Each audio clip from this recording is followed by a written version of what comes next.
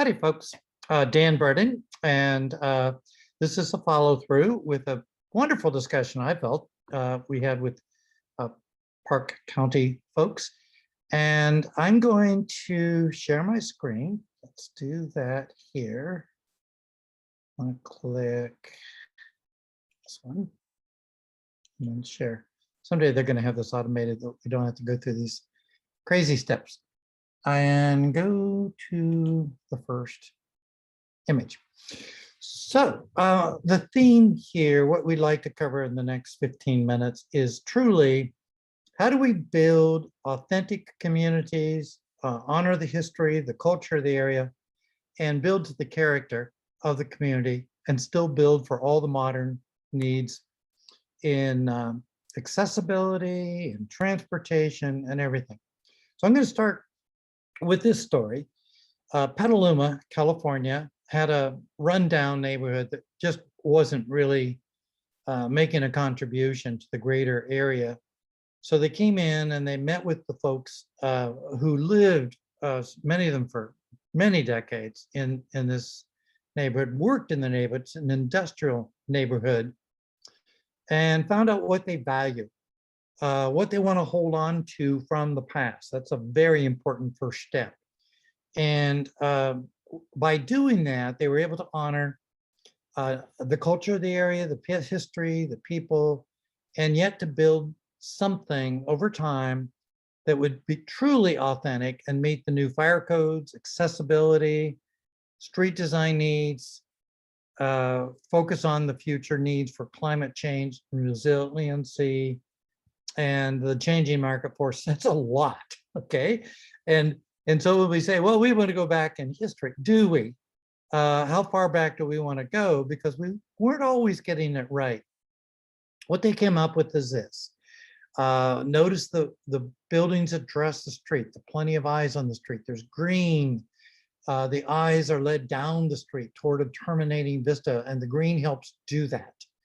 They also were able to narrow down the intersection, make it very human scaled, and place for people to gather, and all of these things. So I'd say yes, they're honoring their history, but they're recognizing all the challenges that they need to face in building a neighborhood or a district that meets modern needs. Second story. This is Fort Pierce, Florida, an agricultural town back when it was laid out.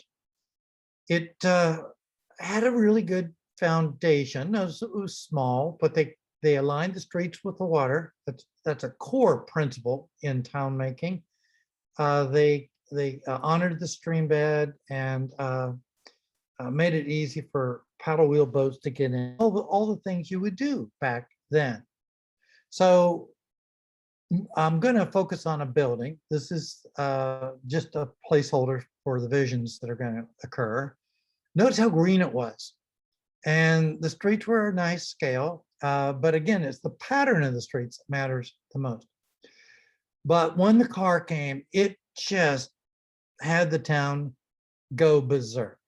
So even though everything was done really well, affordably in the early years, the car overtook the city, demanding vast amounts of parking and destroying the waterfront and all of these effects. This was true all the way up through around 1986 or 87, when they held a community building charrette, a planning event, and asked people what they wanted to hold on to, what they wanted to overcome, and this is what they came up with. Now notice they were able to capture the original pattern of the streets. This is not something they can change, but the pattern was good.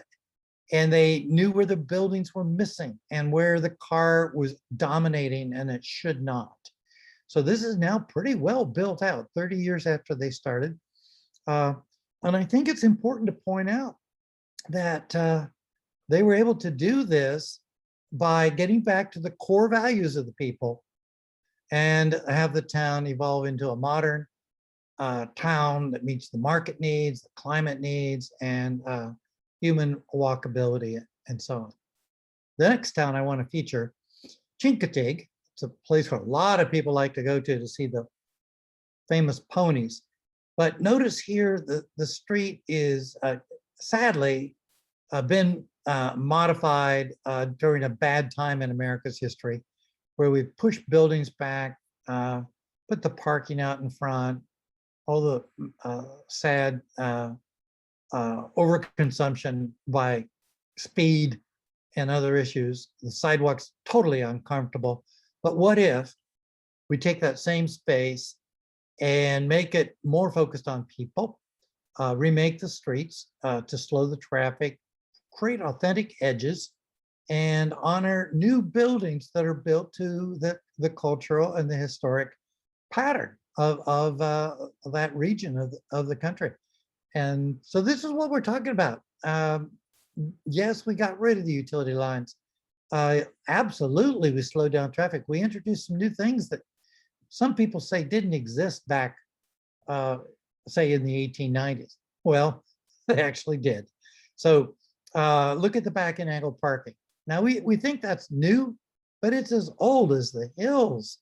When people with a horse and buggy or a carriage would pick up produce from the general store, they backed in the carriage rather than carried it around the horse or around the whole wagon. And so that's not a new idea. And this is so important to keep in mind. Another set of images, this is an actual rebuild. It's not a photomorph, what it could be, but it's what it became. So you see the street on the left with just massive gray.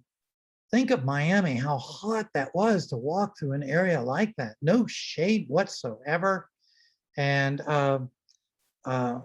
truly a place you're trying to get away from as fast as you can. Well, that transformed what you see on the right. Notice the use of color, the curb extensions, the trees, and the wider sidewalks. And now it's a thriving entertainment district. So a good example of repurposing a street. In Wisconsin, this town has a private school on the right, and their athletic fields and a couple important buildings are on the left. So this is a troublesome intersection. What if we get rid of the attached sidewalk, highly uncomfortable, and narrow down to the right number of lanes, compress the intersection. Now the pedestrian has a very simple and a very safe crossing as opposed to what they had in the previous image. We also use color, perhaps picking up on the historic use of brick in the community, and put the walking, bicycling trail back where it's comfortable for everyone to use. So just some examples how we honor history, culture, authenticity in our approach to how we design. We use the materials that are appropriate. We add the green edge. How important is that, right? To guide people down the street and to give motorists a sense of going too fast if they are. Now into another area in Eastern Virginia. This is a wonderful little neighborhood. It's a Black community that has been over like decade after decade after decade. Buildings plopped down with no sense of charm or character or nothing authentic here. So in a way, when we describe authenticity, we have to say, well, what's the correct way to celebrate the culture of the neighborhood? They want to keep the industrial look and feel, but now create a sense of place. And that calls for lamps and ornamental trees and other greening, more compact intersection. And this is a neighborhood roundabout, it's domed.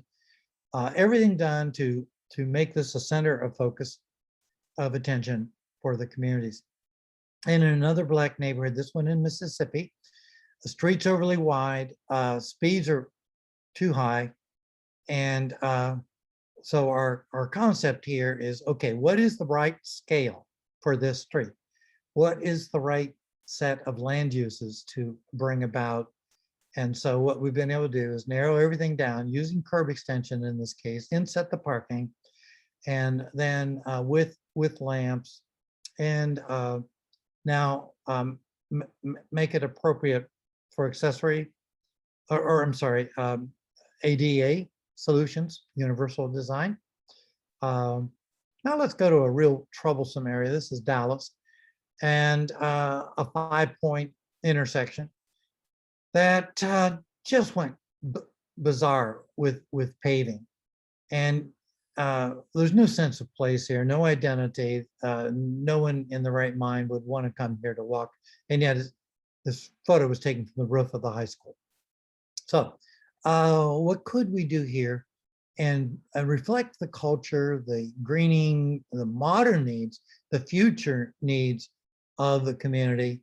And so with this angle, we show how we could make it very walkable, very friendly, keep traffic moving much better than today, and create a place for new businesses and so on. So going through these visuals, I hope this is very helpful.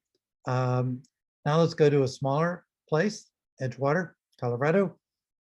They have this street that the sidewalks are way too narrow, and one might assume over the course of years they took more and more away from the opportunity for the buildings to be successful. Some new buildings came in, but now let's look at altering the street, and in this case terminate the vista, add in some green, inset the parking, narrow down the travel lane, and now create the wider sidewalks that are needed and a much more comfortable and welcoming space for people on foot. Park once and then move through the neighborhood to a variety of stores. Many new that will come due to the change that's being made here. So these are all new tools.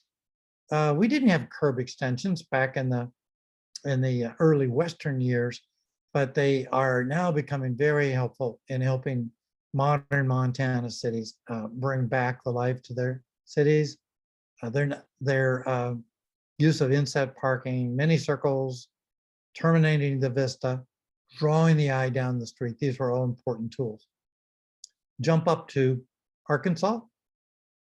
Overly wide paving, speed, all the things that truly destroy the desire to walk or even to invest in a space like this. So let's think about what we could do. We inset the parking, use curb extensions, use really authentic trees of color and special varieties, other vertical heights, canopies, all of these treatments, again, really make this a very walkable, very livable, very enjoyable place for people to shop on both sides. Park once and not have to worry about getting across the street because we designed for that. I'm gonna close out with this image in New Orleans. I noticed the street was one way. The traffic was going away from the river walk and the place people are trying to get to. And so in our vision, we said, okay, what is the culture of the neighborhood? What do people want to celebrate? And let's get the street back to two-way operation, add more parking actually. And in this case, green up the street. And notice we can do it pretty well at the corners using the curb extensions. So I hope this session's been helpful to get through the tough topics of how do we honor history, who we are, what's authentic, what is not, and work toward what we value. So thanks again, folks. I thoroughly enjoyed the opportunity to meet with you during the virtual workshop, and I hope this session is equally helpful. Thanks.